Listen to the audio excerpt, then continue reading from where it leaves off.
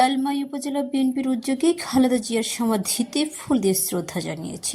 সাবেক প্রধানমন্ত্রী ও BNP chairperson Begum Khaleda জিয়ার সমাধিতে শ্রদ্ধা জানাতে ঢাকাস্থ লালমাই উপজেলা বিএনপি নেতাকর্মীরা সোমবার ২রা ফেব্রুয়ারি সকাল রাজধানীর শেরেবাংলা নগরের জিয়া উদ্যান এলাকায় নেতাকর্মীদের উপস্থিতি।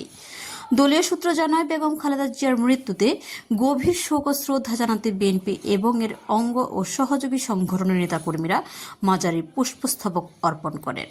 কোরআন তেলাওয়াত ও দোয়া মাহফিলে অংশ নিচ্ছেন। নির্দিষ্ট সময় দলবদ্ধভাবে সমাধিতে প্রবেশ করে তারা শ্রদ্ধা নিবেদন করেছেন। ঢাকাস্থ লালমাই উপজেলা বিএনপি সোমবার ২রা ফেব্রুয়ারি রাজধানীর শেরেবাংলা নগর জিয়া উদ্যান এলাকায় নেতাকর্মীদের হয় ঢাকাস্থ লালমাই উপজেলা বিএনপি সভাপতি এম ওয়াহিদ মজুমদার এর নেতৃত্বে সংগঠনের নেতৃবৃন্দ।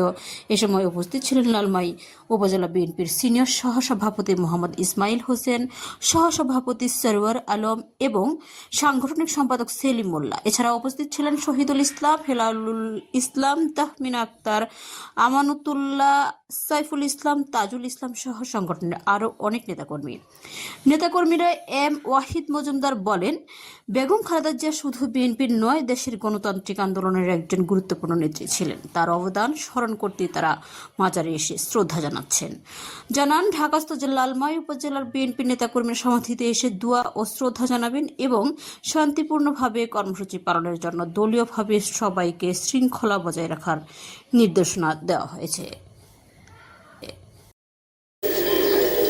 বিসমিল্লাহির রহমানির রহিম।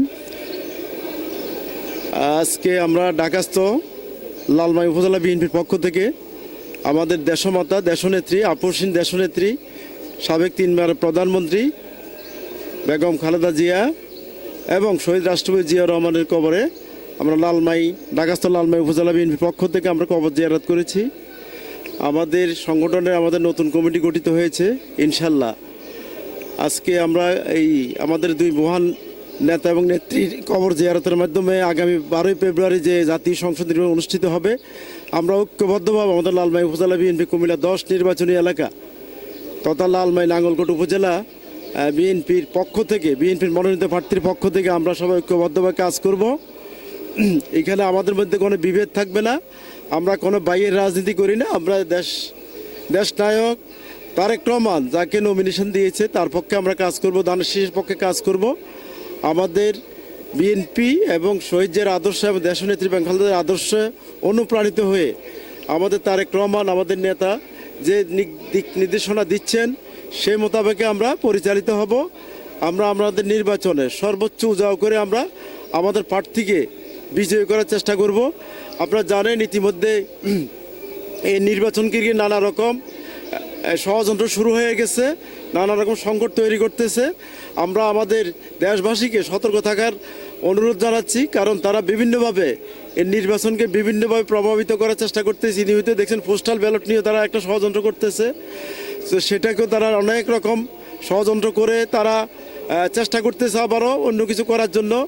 নির্বাচনকে একটা আগের মতো ড্যামি ভোটের মাধ্যমে, রাতের বেলা ভোটের মাধ্যমে ঘোষণা দেওয়ার জন্য তারা নানা রকম চেষ্টা করতেছে। ইতিমধ্যে আমাদের ডক্টর মোহাম্মদ ইউনূস খান, আমাদের প্রধান উপদেষ্টা, এমন একটি কথা বলেছেন যে ছাত্রদেরকে জিতিয়ে আনতে হবে, তাদেরকে মন্ত্রিত্ব করতে হবে। এটা আমাদের কাছে গ্রহণযোগ্য মনে হয় নাই।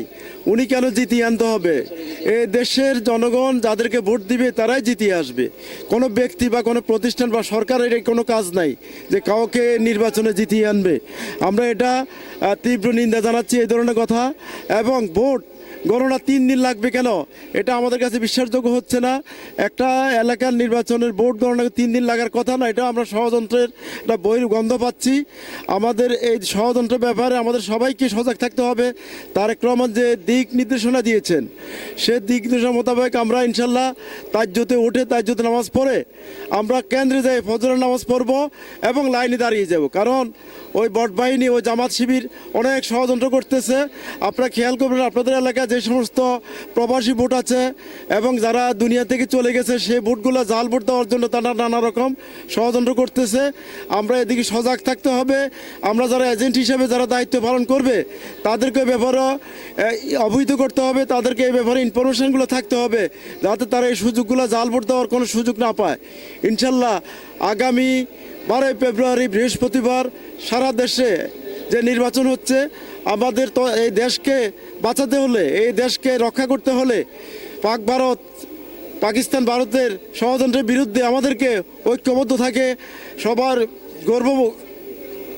গর্ব কাজ গর্ব দেশ, সবার আগে বাংলাদেশ, এই প্রতিজ্ঞা নিয়ে আমাদেরকে সবাইকে কেন্দ্র যেতে হবে ইনশাল্লাহ।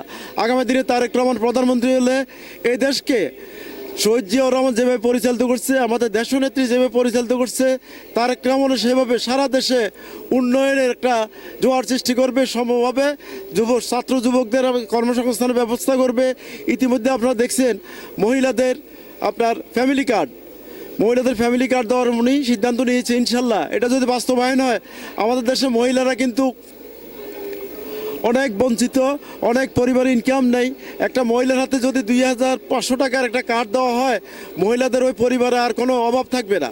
পাশাপাশি যারা কৃষক আছেন, কৃষকদের কৃষি কার্ড দেওয়া হবে এবং প্রত্যেক এলাকায় স্বাস্থ্যকেন্দ্র তৈরি করা হবে, স্বাস্থ্যকার্ড দেওয়া হবে।